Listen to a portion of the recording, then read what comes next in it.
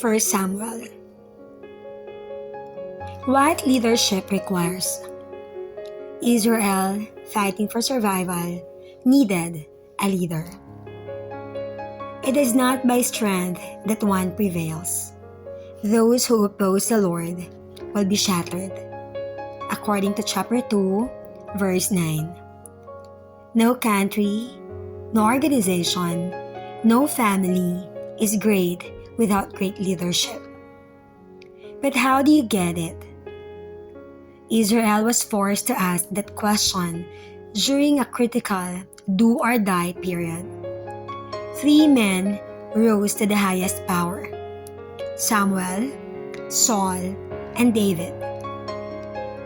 All were attractive, powerful figures who commanded admiration and respect. 2, David and Samuel, made very successful leaders.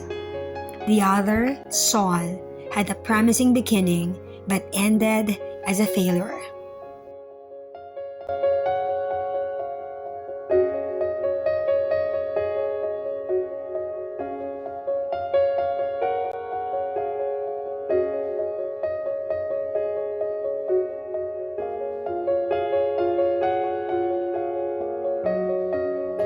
Fighting for survival.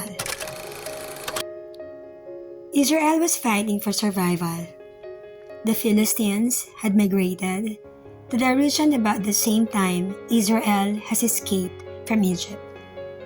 Now, from their cities near the Mediterranean coast, they were gradually pushing deeper into the mountains of Israel. They had superior weapons, chariots in particular.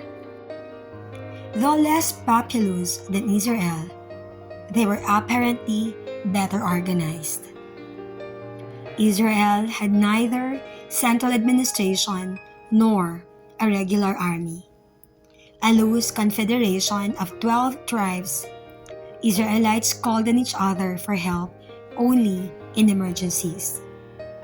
Occasional inspired leaders, called the judges, took charge of military defense when necessary or only when necessary. The nation had worked that way for well over 100 years, and the tribes seemed too independent to change.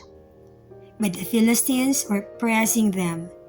A crisis of leadership, a crisis testing the very existence of Israel, was building.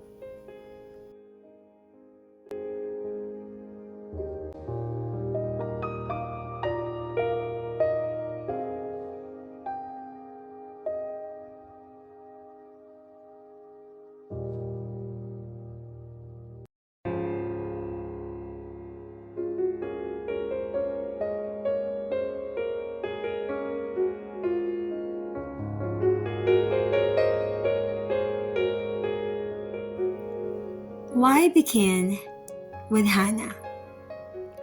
Surprisingly, 1 Samuel opens not with a battle or even with a leadership crisis, but with a very private family problem.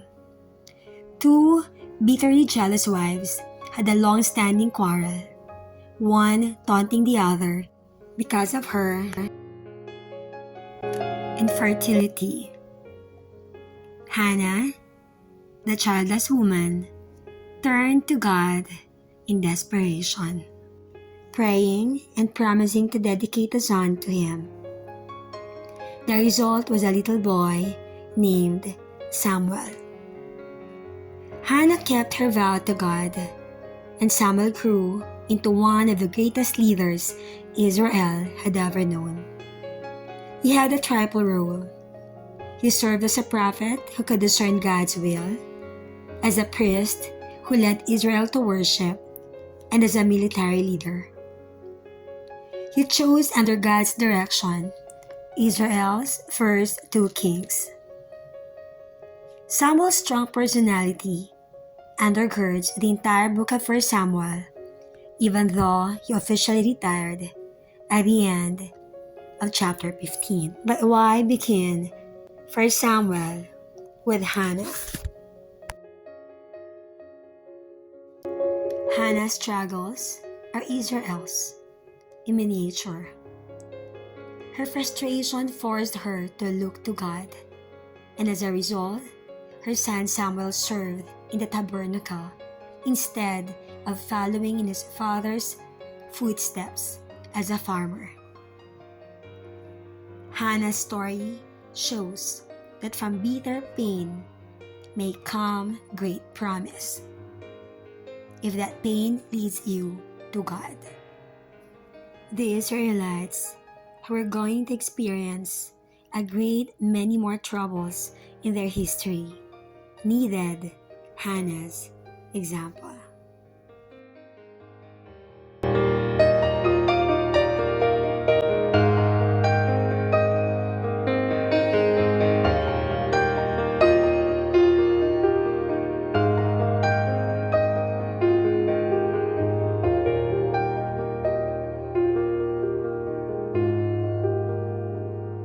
God chooses His own leaders.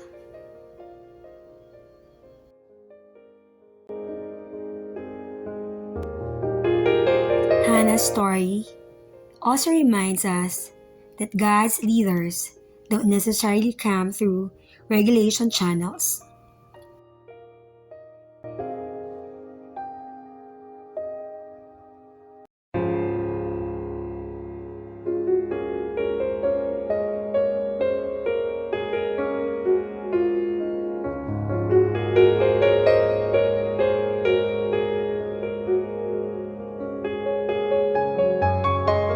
Ordinarily, Eli's corrupt sons would have carried on national leadership. But God wanted no part of them. Instead, He blessed a woman who had turned to Him in her troubles. And He blessed her son as long as the son trusted in Him for help. God chose a leader to suit Himself, a leader who listened to Him.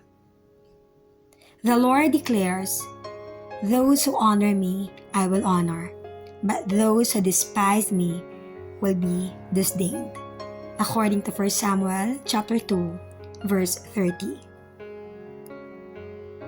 Samuel never forgot that lesson. He anointed Saul as the king, the first king, and then when Saul failed to honor God, stripped him of his authority. Passing over many impressive men, Samuel chose David, a young shepherd, to replace Saul.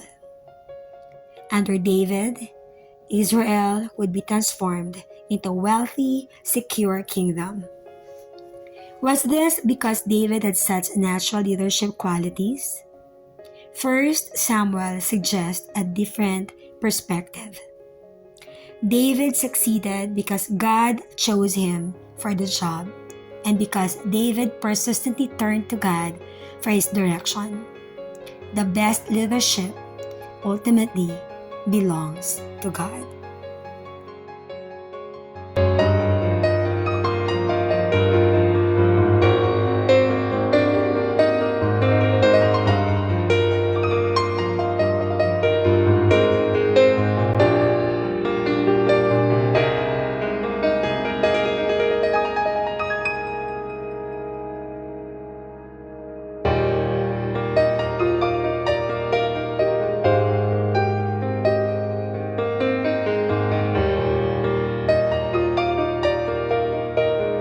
How to read 1 Samuel.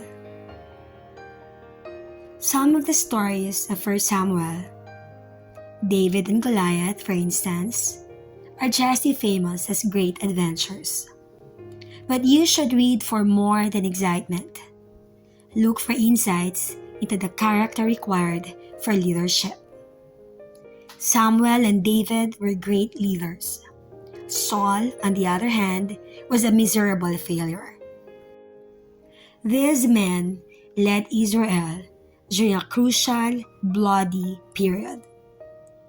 Israel had been dominated by a foreign power and, partly because of this, was changing its government to a monarchy. This change in government or governmental institution, along with tribal tensions, formed the background for the book. A good commentary can help explain this, but you can get much of it for yourself by asking, as you read, 3 questions. First, what are the most important national problems facing Israel or faced by Israel? Second, what kind of leadership is needed? Third, how do these 3 leaders and numerous smaller figures respond to these needs?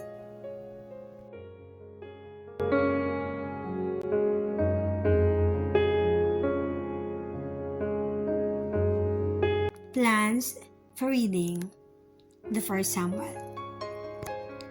Plan 1. An overview of First Samuel in 4 days. Day 1. Read the instruction to First Samuel, just like what we've just done, and proceed to chapter 3, God's call of Samuel when he was very young. Day 2. Go to chapter 16 or read chapter 16 to see how God chose David and why. Day 3. Read chapter 17 for the exciting story of David's victory over Goliath, noting the qualities David showed. Day 4. Read chapter 20 for a glimpse of a model friendship between David and Jonathan.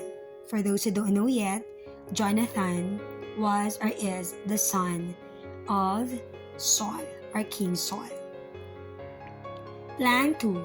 All of 1 Samuel in 31 days. 1 chapter a day from chapter 1 to chapter 31. Alright, that's all for now, and God bless us all.